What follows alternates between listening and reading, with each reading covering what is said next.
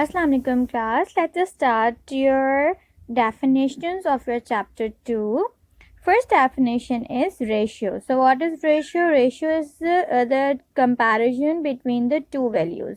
जैसे कि इन्होंने एग्जाम्पल दी हुई है 4 सेपल्स हैं और 12 पेटल्स हैं, तो इसका रेशियो क्या होगा 4:12।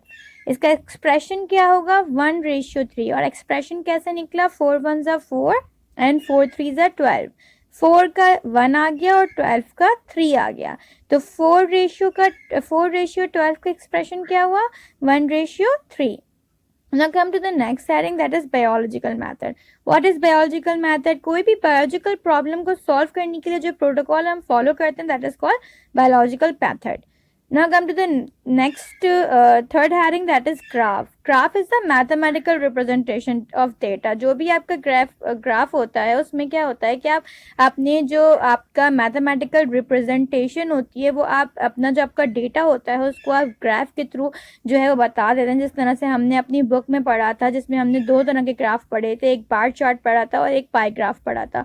तो उनमें हमने क्या पढ़ा था कि जितने नंबर ऑफ पेशेंट्स थे वो किस मंथ में कितने थे, उस तरह से हमने पूरे ईयर का ग्राफ बनाया था। Next now come to the next heading, that is hypothesis. So hypothesis क्या होती है, that is the intelligent guess होता है जो कि आप किसी भी बायोलॉजिकल प्रॉब्लम को सॉल्व करने के लिए सबसे पहले देते हैं, एक गैस करते हैं कि either it is the cause of that condition, कि इस कंडीशन का जो हमारी जो हुई हुई है उसका हो सकता है ये मेजर कॉज। जिस तरह से मलेरिया में इन्होंने निकाला था प्लाज्मोडियम, जो फिजिशियन थे, फ्रेंच फिजिशियन थे, उन्होंने क्या करा था कि उन्होंने किस तरह से उन्होंने कैसे हाइपोथेसिस बनाई थी कि उन्होंने जो है वो एक मलेरिया पेशेंट के ब्लड का सैंपल जो है वो इन्वेस्टिगेट करा था, और जब उन्होंने उसकी माइक्रोस्कोपी करी थी तो उसमें उन्होंने एक tiny particle, unknown particle observe करा था और उसको उन्होंने नाम दिया था प्लाज्मोडियम का। तो ये उनका एक इंटेलिजेंट गैस था जिसको उन्होंने हाइपोथेसिस का नाम दिया। Next heading is law. Law is a universal constant, basically constant fact जो कि आप चेंज नहीं कर सकते, उसको हम जो है वो क्या कहते हैं, लॉ कहते हैं। Next is inductive reasoning. So inductive reasoning आपकी कौन सी होती है, the biologist collect the information about the problem and formulate the hypothesis by using a reasoning process, that is inductive reasoning and deductive reasoning. Inductive reasoning moves from specific to general. इसमें हम क्या move करते हैं, specific से general की तरफ move करते हैं। जब भी कोई हाइपोथेसिस दी जाती है तो उसके 2 रीजंस हो सकते हैं, आइदर इंडक्टिव और डिडक्टिव। इंडक्टिव रीजनिंग में हम क्या होता है कि हम स्पेसिफिक से जनरल की तरफ मूव होते हैं। और हम एग्जांपल किसकी दी गई थी कि shark is a fish and all the fishes have scale, therefore shark also have scale, कि शार्क एक फिश है। शार्क क्या है, फिश है। स्पेसिफिक से जनरल की तरफ गए, हर फिश के अंदर स्केल होते हैं, इसीलिए जो है वो शार्क के पास भी स्केल्स हैं। तो ये हम स्पेसिफिक से जनरल की तरफ मूव हुए।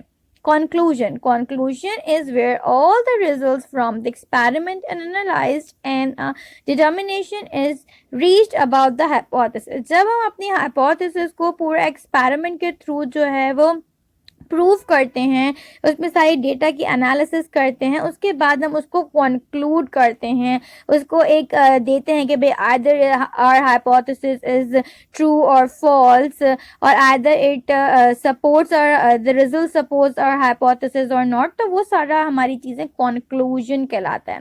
Now come to the proportion. What is proportion? A proportion is an equation stating that 2 ratios are equal. ये 2 रेशियो को जो है वो इक्वल दिखाता है। जैसे कि हमने पढ़ा था कि 4 सेपल्स हैं और 12 पेटल्स हैं, तो इसका जब हमने फ्रैक्शन निकाला था दैट इज 1:3। तो 4 और 12 और 1 और 3 क्या है, दैट आर इक्वल। ये दोनों रेशियो जब इक्वल होंगे that is called proportion. Now come to the next heading, that is observation. And observation is the statement of knowledge gained through the senses, qualitative or through the use of scientific equipment called quantitative. Observation is also are of 2 types, either it is qualitative or quantitative. When you are measuring your observation by your senses, that is called qualitative, and when you are measuring by your scientific equipment, that is called as quantitative. जब आप scientific equipments को use करेंगे, tools को use करेंगे तो आप उस observation को कहोगे कि दैट इज क्वांटिटेटिव ऑब्जर्वेशन। और जब आप सेंसेस के थ्रू, आपके जो 5 सेंसेस हैं उनके थ्रू जब आप अपनी ऑब्जर्वेशन जो है वो करेंगे तो that will call as qualitative observation. Last heading is mathematical model. Mathematical biology in research field that examine mathematical representation of biological system. They one key role of mathematics in biology is the creation of mathematical models. There are equations or formulae that can predict or describe natural occurrence such as organism behavior patterns, population changes over time, structure of proteins, height of living organisms, population of indigenous species, bacterial growth and so on. हर तरह की जो observation है इनमें हमें mathematical model और calculations की ज़रूरत पड़ती है। फॉर एग्जांपल बैक्टीरिया की बात करें, अब आपका एक बैक्टीरिया है जिसका हमारा नाम होता है एस्क्रिप्शिया कोलाई कोलाई।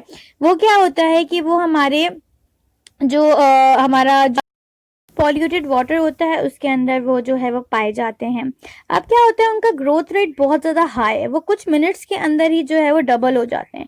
और अगर हमें उनका जो है वो ग्रोथ रेट निकालना हो पर आर के लिहाज से, तो जाहिर है कि हमें कुछ कैलकुलेशंस करनी पड़ेंगी according to time, according to the temperature, because temperature also effect on the bacterial growth. ठीक है, फिर ऑन द कंसनट्रेशन कि वो किस कंसनट्रेशन में ग्रो हो रहे हैं, उनको क्या फीड मिल रही है। तो ये सब चीज़ें हमारी जो है वो सारे फैक्टर्स जो हैं वो वेरी करते हैं जब हम कोई किसी तरह का ग्रोथ रेट निकालते हैं। तो इन सब चीज़ों के लिए हमें मैथमेटिकल एनालिसिस करनी पड़ती है और उसके लिए हमें मैथमेटिकल कैलकुलेशंस करनी पड़ती है।